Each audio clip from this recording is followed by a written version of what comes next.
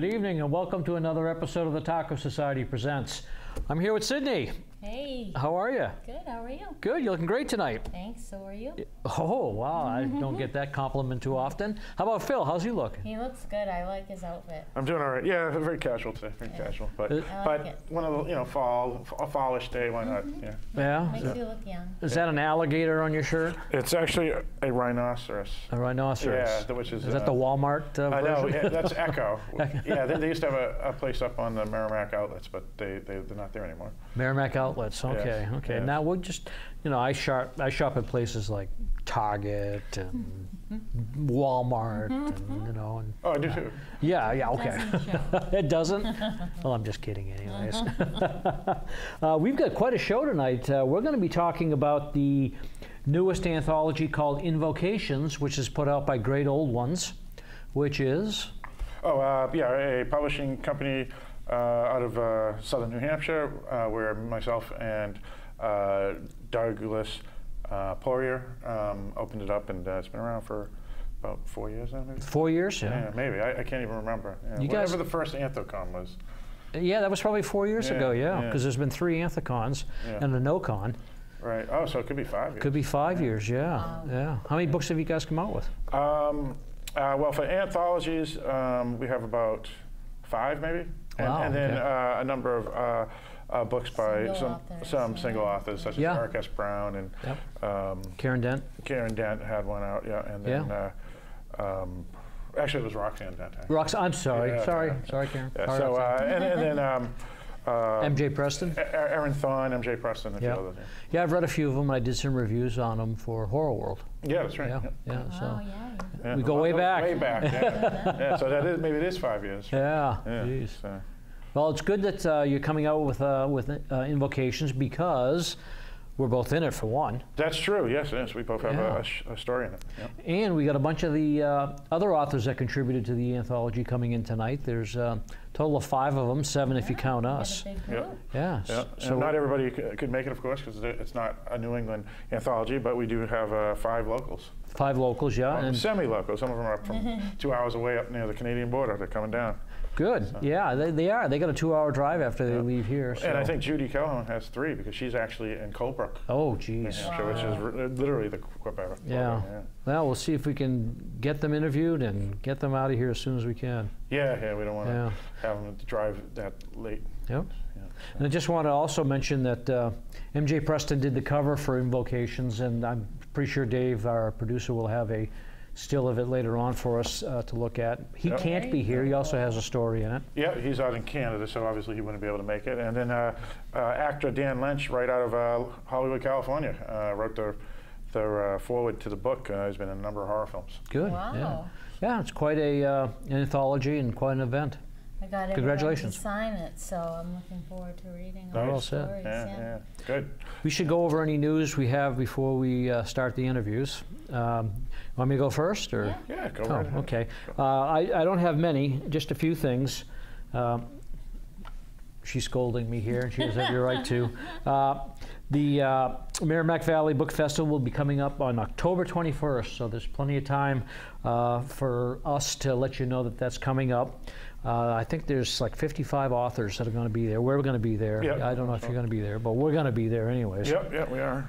And that should be a lot of fun. Last year was a huge success. Are you doing any of the panels by any chance? No, I asked to be left out this year. I did last year. Yeah, I know you did. Yeah, he had a limited number of slots available. Yeah, especially with 55 folk there. Yeah, and I just said give it to somebody that really wants to do it. Yeah. So I said no. Also, this Saturday, 9/23, I'll be at the PBS Essex Museum. They've got a show going on featuring horror posters through the ages. So, I mean, this is going back to the 20s and 30s and 40s and stuff. It's really cool. And there's also in the morning from 10 to 12, a symposium put on by Bracken McLeod and Douglas Wynn on horror writing. Right. So I said, you know what, I'm going to go to that too, and I'm going to have a good time. So most of my Saturday is taken up in Massachusetts and the Salem-Peabody area. Very good. Yeah. You're next. What do you got? Oh, wait, I got one. I'm sorry. Yeah, go ahead. I wanted to talk about some new books coming out. Doug Wynn, who I just mentioned, has come out with Cthulhu Blues, and that's the third book in his trilogy. Somebody by the name of Randy Rubin, a poet, dark poetry collection's coming out, or has come out, and it's called Meanderings of a Dark and Lonely Psychopath. He was joking, said psychopath, but it's psychopath. And finally, New Fears, an anthology that's out from various horror authors, edited by Mark Morris. One of the stories is from a friend of the show, Chris Golden, called The Abduction Door, and I read it, and it's really good. Oh, yeah, I saw that you got the Kindle edition. I get the Kindle edition, yeah. It's about, when you go into elevators, you know that little door you see there? Oh, yeah, where the phone is. What's really behind that little door. And it's really cool. It's dark story. So, sounds good. So New Fears, pick that up also if you get a chance. Now it's your turn. I'm sorry. Okay. So I told you guys last time about the Library of the Dead signature sheets, which were for the 26, I actually said 27, I was wrong, 26 limited edition copies of the Library of the Dead, which you asked about, and it was actually the book that I read my story from on the first episode of the show. That's right. And so I brought one of the signature sheets tonight. That's cool, yeah. Gary Braunbeck, Christopher Golden, Lucy Snyder, Gene O'Neill, who we both love, Tim Levin, Michael McBride, Michael Bailey edited it. Yep. So this was really neat. And I actually sent these back to, Chris Morey, but they somehow, something happened and they got sent back to me, returned to sender. So the address got mixed up, but I got to get them back to him. But I figured I would bring one tonight and talk about that. That is a neat thing. And speaking of written backwards and Michael Bailey, he is doing a campaign where you can buy 10 trade paperback copies of any written backwards title for $100, and that includes the forthcoming Adam's Ladder anthology. I don't know much about this, but I got an email from him. And you know, this the campaign helps pay writers pro rates and seek out new voices.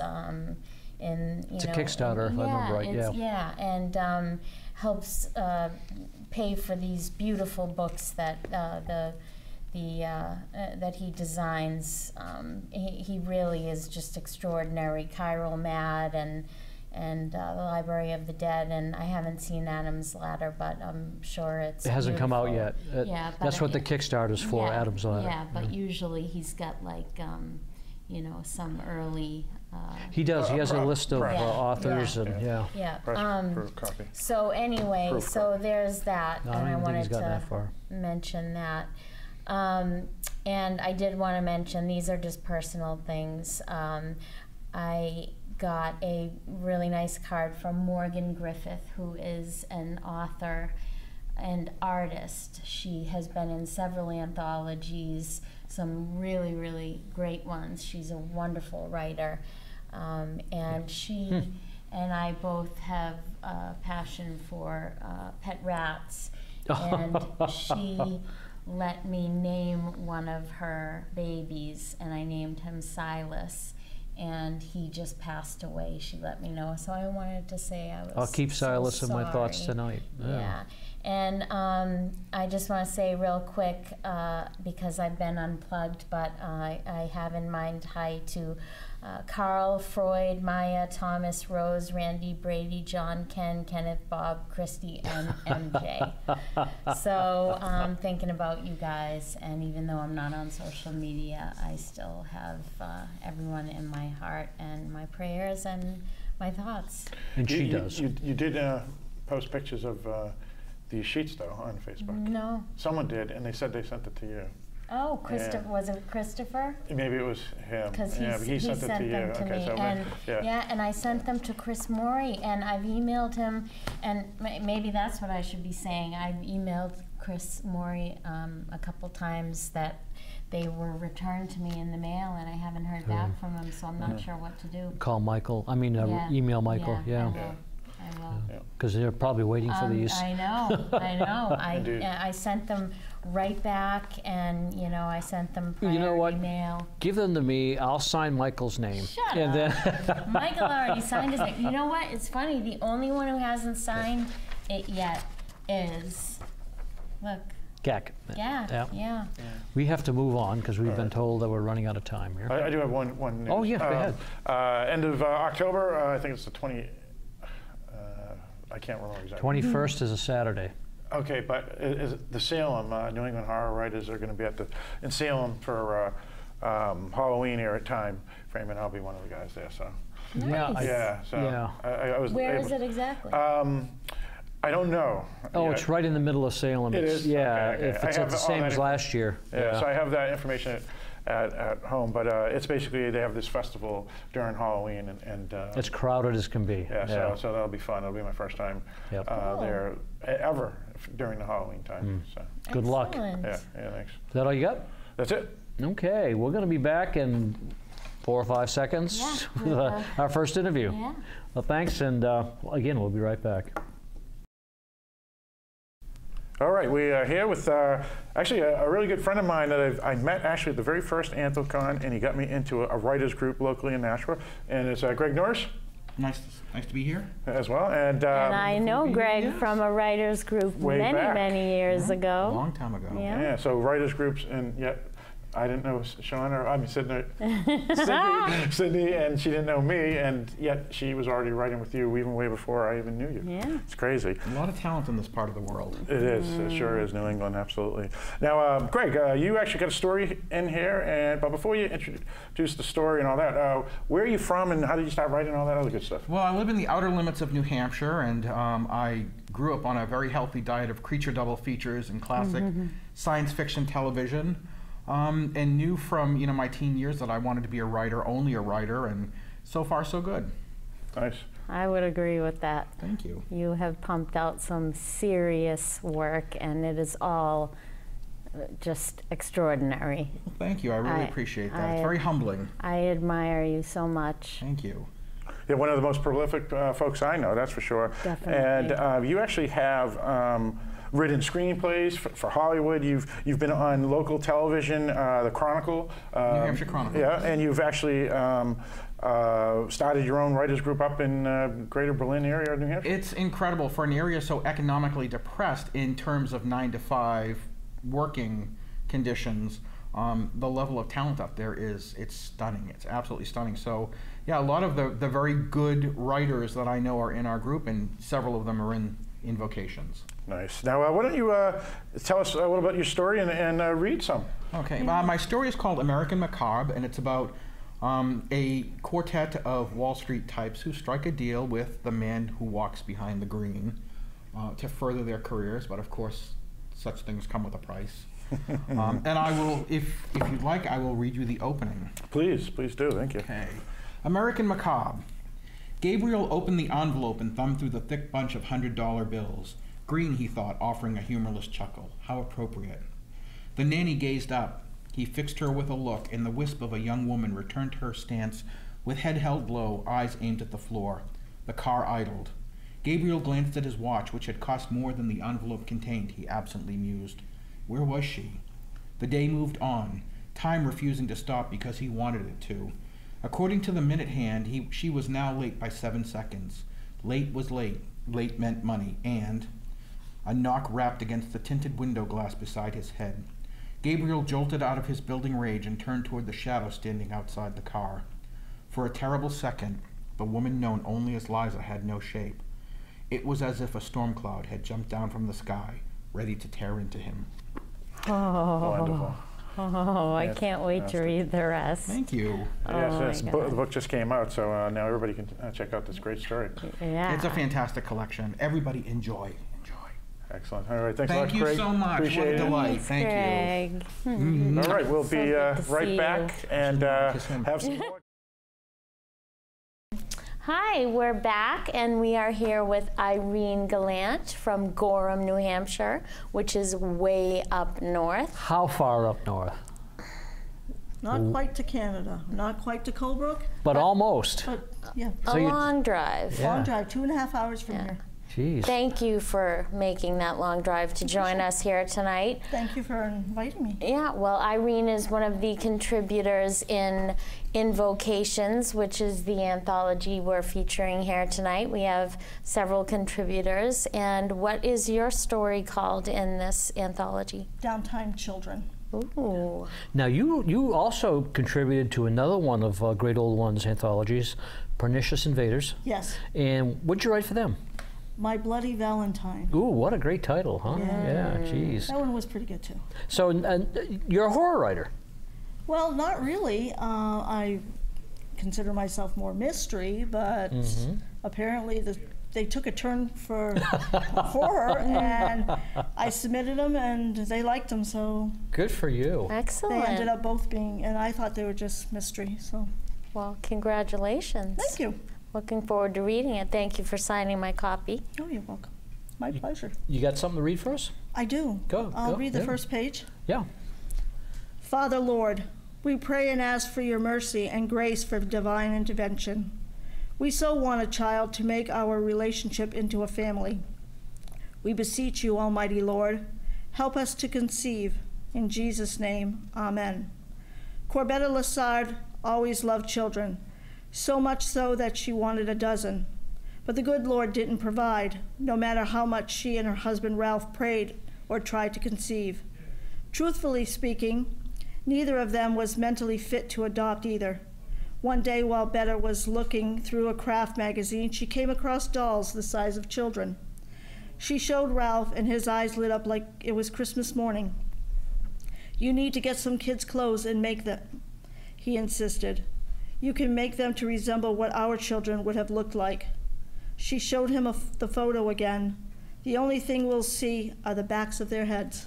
Wow, what a great premise. That sounds pretty horror to me. It does, yeah. Anytime you start with that kind of religious overtone, you know it's something. Dark. Yeah, something's going to happen. Sounds good. Can't wait to read the rest. I started it was going to be about dolls, and then it took something, a left turn. Nice. A left turn, Well, thank you very much for coming aboard. It was great having you. I've always wanted to say this, but good night, Irene. I knew that was coming. I knew that was coming. We'll be back with our next guest in a minute. Thank you. All right, we're back once again, and we have another guest from way up north. And what's your name? Judy Calhoun. And I actually know you for a while now. You were actually in another anthology that I was in as well, called Canopic Jars. Yeah. Oh, that was a good one. I reviewed that. Oh, you did? Yes, I did. Fantastic. I wish you remembered. Yeah. It was a good review. Well, you know what? Back in those days, I didn't know anybody's name because I didn't meet anybody yet. I hadn't met you until the following AnthemCon, I think. That was a great anthology. Ah, fantastic. Yeah, that was really good. I loved it. I loved that. Yeah. And we had a really great picture. Had almost everybody there because it was at AnthemCon. Almost all the authors made it. Oh. I know. I miss AnthemCon. Yeah. Yeah, that was so much fun. I know. I met so many people. I loved it. Indeed. So much fun. Now, who are you? Besides your name, who are you? Ta-da! You mean the writing and stuff. Where did you get into all this? You're an artist too. Yes. Oh, a wonderful artist. Thank you. Fantastic. Thank you. Thank you. Thank you. Yes, I illustrate for publishers. I do book covers. I also do work for private people as well. I mean, you know, workshops and things like that. And a whole gamut of things. And I'm teaching elementary school right now. I'm the art teacher at the elementary school. In a small little town of Milan. Cute. And yeah, it is cool. It's nice. It's fun. And I love it because they high-five me in the hall. And I say, hey, amazing artist. And they love it. They love it. Well, it's because you're hip. Yeah. So, why not? You know? What did you write for Invocations? Yeah, and then read a little bit too. Gods. And oh yes, I have to tell you, the story was shortlisted with 2 major markets, Apex, if I can say that without getting in trouble. And so I'm so thrilled that it's in this book because I said, you know, it's such a good story, and I wanted to make sure that it found a home, and it found a fantastic home. I'm thrilled to have it in here. But it's really, it was very difficult to write because of the point of view that I wrote it in. Yeah, very interesting, I must say. Yeah. Yeah, I'm dying to hear a little Greg said it was crazy, so, you know, but it was fun, you know, and it challenged me, and we should challenge ourselves, you know, have to do that. But, yeah, I mean, I enjoyed it, had fun writing it. That's great. All right, Yeah, can we hear some? let's hear some. Let's hear the first page. Okay, can I read the middle? Yeah. Read what you think's the best. You know me, I'm going to be weird. For the audience. I'm going to be weird. I'm going to read it somewhere weird. At home, I clean your fine fur, and I pause because I think I see your eyelids move. I do. Your eyes open now, big, blinking, fast, watching me. A wide, peculiar elf-style mouth is starting to yawn. I must admit, I'm a little scared. I wonder, is it normal that you're alive? I sit you on my pillow, looking at you, looking at the way you are looking at me. You're trembling, and I tremble too. I move away from my bed thinking that you remind me of a house elf, like the one in those wizard books. And when you open your mouth and speak for the first time, you say you are an Inuit, an ancient god of protection from the underworld, the son of Hesat Cow that gave birth to Minerva's bull. You were stolen from the burial chamber of an Egyptian goddess, Khufu's tomb. A wealthy man hid you away in a steel safe, like they have in Iron Mountain, and you were inside that safe for so many years. I offer you some water. You swallow it down, slowly. I say, why do you stay with me? You blink, and when you speak again, you say that you will offer me funerary chamber rites. I will be buried with you.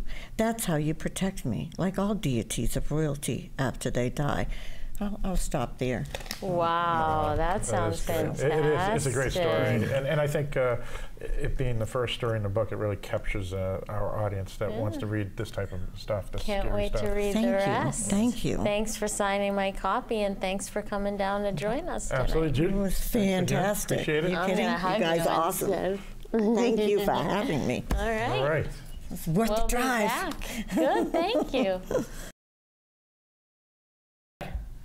We're here with a friend of the show, Dan Chesney. Hey, Tony. How's it going? Good, Hi, Phil. good. It's going, Dan. It's good to see you again. Good to see you too, man. I say your last name right because I screw it up. You did. Every time. You said it right enough. Now, a real local, right? From your original hometown.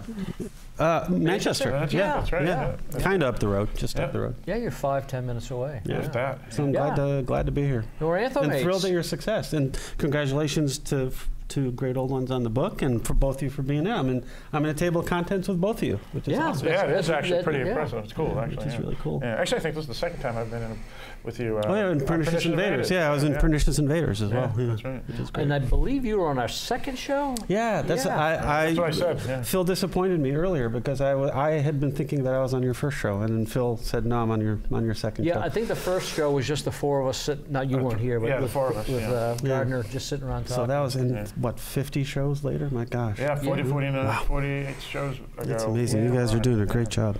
Yeah, it's been years, and it's, thank you. Yeah, it's been a long time.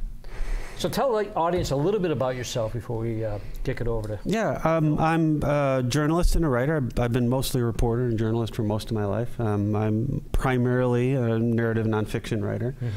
Lately, I've been having some success with genre fiction. Yeah. So it's been a lot of fun. Well, I've read your nonfiction books, mostly about hiking. Yeah, it's sort of travel memoirs and trekking memoirs. I've written a book on Nepal and Alaska, White Mountains. I'm sorry. Oh, go ahead. No, I was just going to say, and I think Greg was the one that actually got you into writing genre fiction. Yes, it's Greg Norris, who you just had on. A couple of years ago, there was a fantasy anthology, and I hadn't really written very much genre fiction, and I had mentioned it to Greg because I thought he might be interested in it, and he said, well, why don't you submit something to that? And I said, well, I don't really write genre fiction. And he looked at me and he said, why not? And I went, you didn't have an answer. And I didn't have an answer. So I wrote a fantasy short story, which was accepted, and off I went. So yeah, I've been doing some genre fiction lately, and it's really been great. One of us. Yes, right. Yeah. Greg saw it in you. He really did. Sure enough. Go ahead, Phil. Yeah. So since you do write genre fictions besides all that cool nonfiction stuff, What's this story about? And maybe read some for us. Yeah, sure, I'd love to. It's actually, the story's called Hunger. It's an old idea that I've had for kicking around in my head for years and years about a evangelical tent revival that comes into a small northern New England Maine town. Say that again. An evangelical tent revival. Tent revival, okay, you know, all right. One of the big that come into town and they set okay. up the thing and they do a whole thing. And I had this idea for them coming in and sort of taking over the town and sort of what the consequences of Very cool. of that might Very be. cool. But I didn't have a hook. I didn't have like the grabber, and it was kicking around in my head. And then when the call for submissions came for Invocations, it just fell into place. It was sort of like a Tetris puzzle that just all of a sudden it made sense to me, and the story just came out of that, inspired by Phil's call to submissions. Great. I can't wait to read this. I just got the book today, so I read. I must say I read your story before coming here, which is excellent and well, thank creepy you. and spooky. Yeah. Any other stories you read? No, I only had the time to read. I only had the time to read Tony's. But you're next. I've heard good things about this young man here. I think he's going to go places. What you read for us? Sure, I'd love to. So here we go. This is. I want to set this up a little bit. This is a 6-year-old girl. She cannot speak, and she has visions. And she's on this bridge in the middle of the night, and the man from her visions, the physical man from her visions, suddenly appears. Her name is Chance. Chance felt his approach in the swaying of the bridge long before she saw him. She opened her eyes and sat up. It was still night. She had no idea how long she had lay there, but the cool evening air had produced a hazy mist that curled up the wood and wires of the bridge, cloaking it in a blur. And from out of that mist appeared a man in tattered robes with a bushy dark beard. For a moment, Chance thought she was still in her vision, and she pinched her finger hard enough to catch her breath. The man stopped. "Hello," he called. "Chance, is that you? Are you here?" Chance held her breath. How was this possible? Now only yards from her, she could see he walked with a long white cane, clicking it before his feet as he went. He had deeply tinted glasses. The man was blind. "I don't mean you any harm, child. I'm here for you." He stopped, only feet from her, and reached out his bony hand. "I'm here to listen. I'm here for your story." With her heart pounding in her chest, Chance began to breathe hard. She considered running, but her feet felt frozen, and the old man just stood there, his whiskers twitching in the wind, his mouth curved up in a smile. "My name is Luke, child." The hermit reached into a cloth bag that hung around his neck and pulled out a small loaf of bread. "Eat, Chance, flesh of my flesh." And so, there on the wire bridge, with the universe looking down on her and the slight sway under her feet, Chance reached out to the man of her visions and gripped his hand and held on as though she were drowning. Wow, great. Can't wait to read that. Yeah, I can't wait to have you read it. Let me know what you think. I will, yeah, absolutely. Absolutely, yeah. Well, thank you very much. You're very welcome. Yeah, and we got to get you back. As always. Yeah, we got to get you back here again for much longer. I would love to, anytime. Anytime, you got it. Well, thank you very much, and we'll be right back with our next guest. All right, we are back once again. Someone has been on the show two, maybe 3 times now. This is your 3rd time, right? We can't get rid of him. And what's your name? And let folks know who you are. I'm Patrick Lacey, and I'm a little boy. That's not true. Kyle Rader. Kyle, and you're actually from Vermont, right? Yeah, sort of. Okay, Kind of. but now you're Southern New Hampshire. Yeah. And you're here to let us know a little about the story in here. But before that, you actually have a brand new, well, not brand new now, but you actually got a novella published? I got a novel published. Oh, it was a novel? Yeah, Oh, nice, yeah. nice. It's called 4 Bullets by Sinister Grin Press. Oh, cool. Yeah, it's out since the last time I was Wow, here. congratulations. Thank you. I actually heard a lot of it when he was writing it during our National Writers Group. Oh, wow, Yeah. that's cool. Yeah, so that's fantastic. Good for you, man. Yeah, Congratulations. congrats, Yeah. man. Nice. Now, That doesn't make up for the fact that your fly's been down this whole time. you know how it is. Yeah, you're the one that told me to go into the movie theater with no pants. So. Yeah, and you didn't do it. I did not. I did not. Well, you don't know if he did it or not. Yeah, it's inappropriate to talk about that. But for our G-rated audience that we have here, I guess we want to invite you on so you could maybe tell us a little bit about your story, the name of it, and maybe read some. Well, the story I owe to my wife, Samantha. Well, someone married you? Are you kidding me? Someone, well. You're married? Yeah, oh. Yeah. Yeah. But anyway, you actually wrote the story for your wife? No, she gave me the idea. So she is British, and she has no accent, though. Well, she's been over here since she was 3. Okay.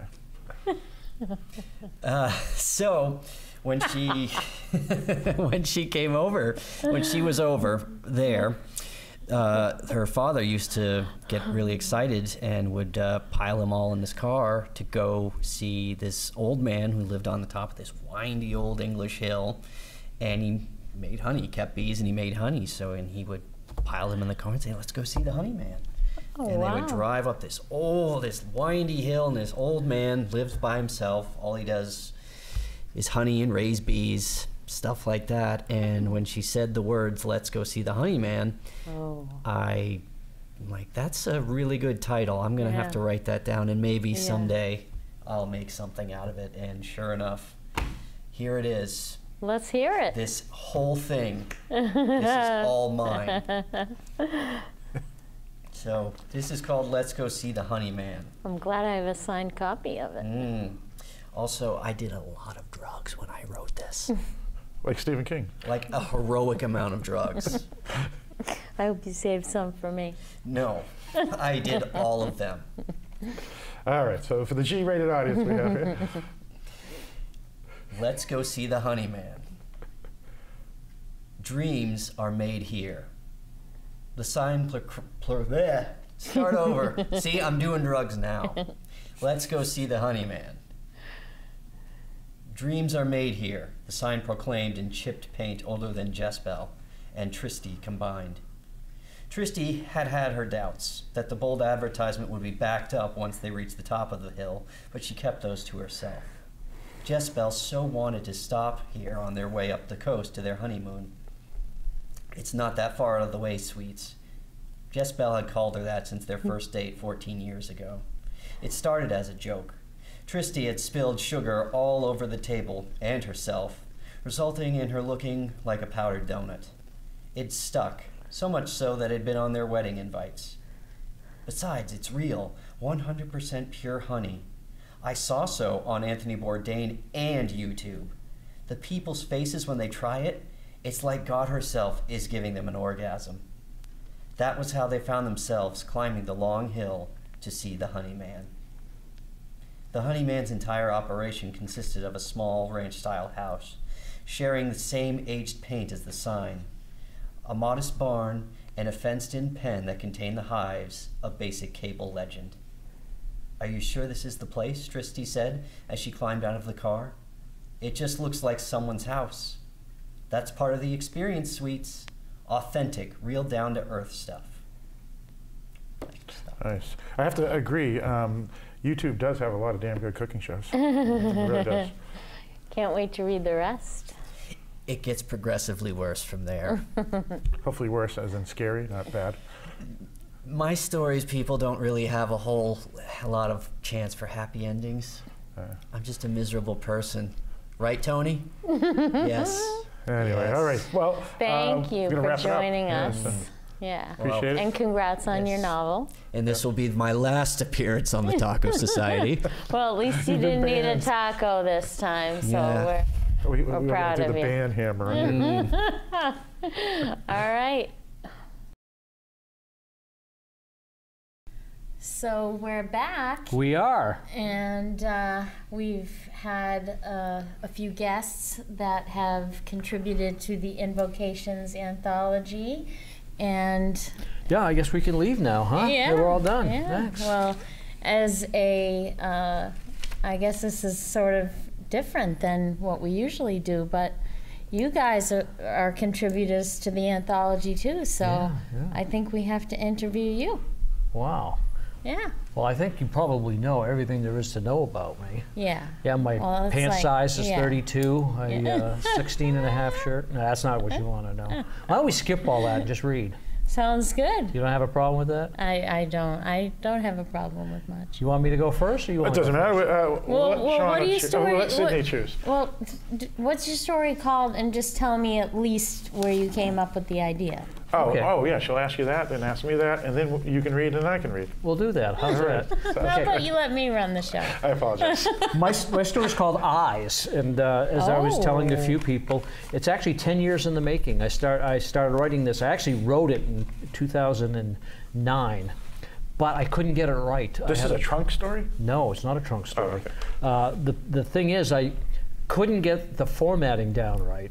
And I worked and worked on it, and I actually talked to Tom Piccirilli and Gerard Horner and got their advice on it. I still couldn't get it right.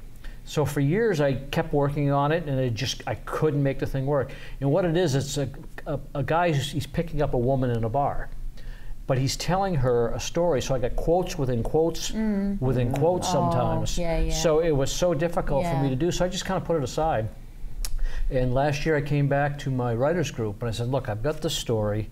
I really got to figure out how to format it. And it turned out to be perfect for your call because it matched all the requirements. And what, just briefly, what Invocations, what is the theme? Invocations itself, the definition pretty much sums it up. It's basically something to do with spells or summoning, or people who maybe just are crazy who think they're summoning demons or some other outer being, something like that. Okay. Really. Yeah. So my story, Eyes, I'm just going to introduce it real quickly. As I said, it's a guy, he's at a bar, he's trying to pick up a woman. And what he's doing is he's telling her what happened to him, and he's talking about somebody in his building called Steve, and this funny thing that happened with Steve. Steve's a poor guy, and he wears glasses and he's blind. He can't see very well. So he runs into Steve in the hallway.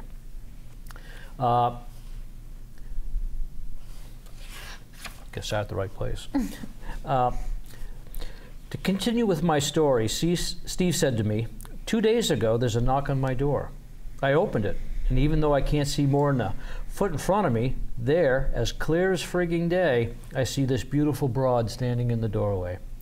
It's funny because everything else about her, around her was foggy, as usual, but hell, not her. And man, was she gorgeous. It's like she walked right out of the pages of Playboy, except she had her clothes on. Too bad, he added, she had great knockers. Steve looked past me, dropped his shoulders and sighed. He must have been visualizing that woman's big chest. Where was I? He said, turning to me again. Oh yeah. She just stood there in the hallway with this big freaking grin on her face, and she was wearing a short black dress, something shoes, and she had this steel briefcase she was holding on to. Steve paused for a second. I guess he wanted me to get the picture.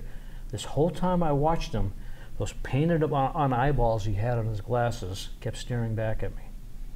Well, this broad didn't say a thing. Steve started back up. She just reached out, pushed the door open, stepped around me and walked into my apartment. Made a beeline right to my kitchen and then sat down on one of the chairs and put her briefcase on the table. Then, with that big grin on her face, she waved a finger at me to come sit next to her.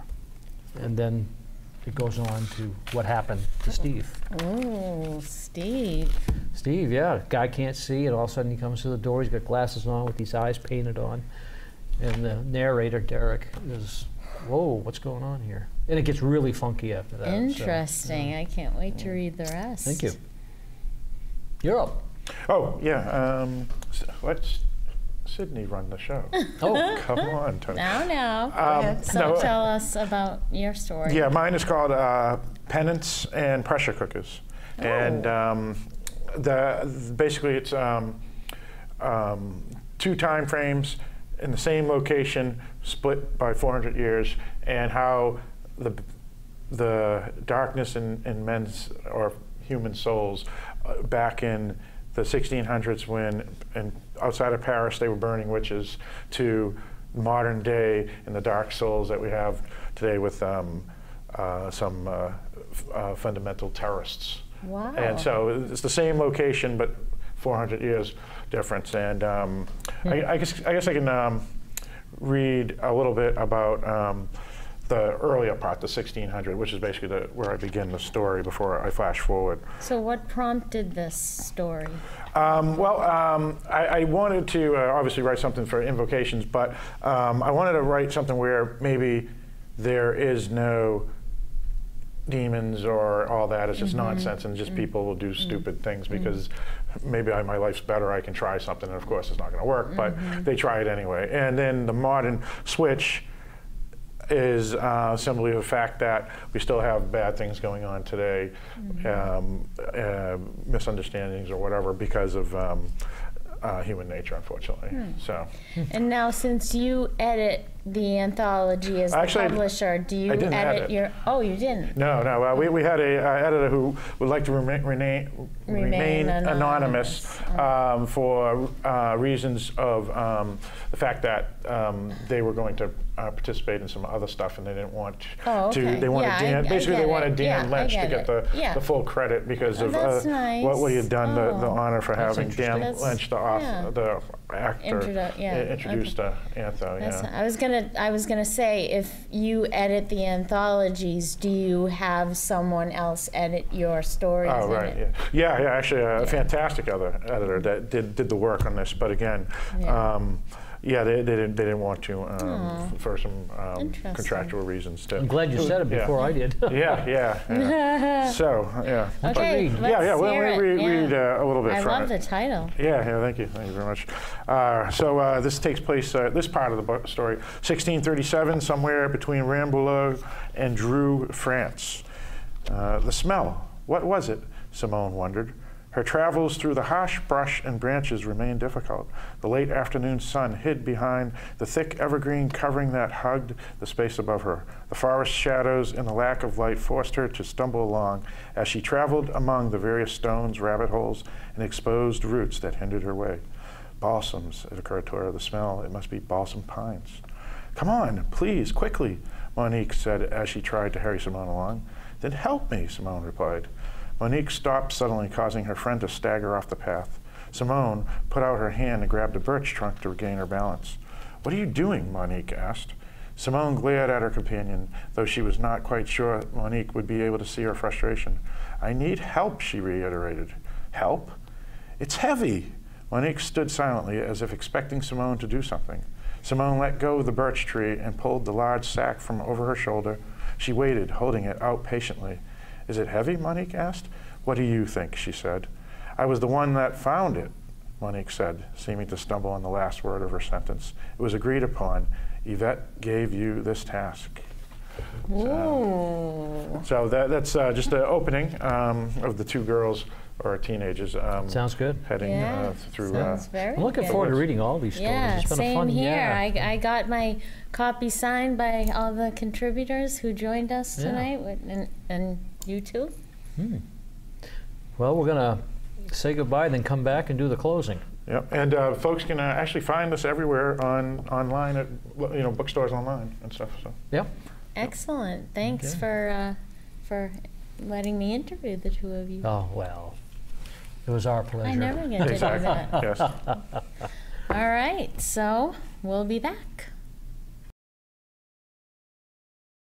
Holy cow, what a show that was. That was great. Yeah, it was actually, and it was great to have at least three of the folk come all the way from upstate New Hampshire all the way down for a little us. That's a long drive. Yeah, a long fantastic. drive. I think they came to see Sid. They did, yes. and it was so good to. I haven't seen Greg in forever, and same here. Yeah. I haven't seen a couple of these. Yeah, from Antho. Kyle. Probably Antho. Since Antho gone. Yeah. And it was great. Dan, I saw when he came for his last interview here, but it's been a long I do time. see Dan occasionally, so I can't say that. I'm not sure how much of this our producer's going to cut, but hopefully the part where you took your shirt off and you danced around in front of the table, that'll be shown. He can't cut that. He might. You never know.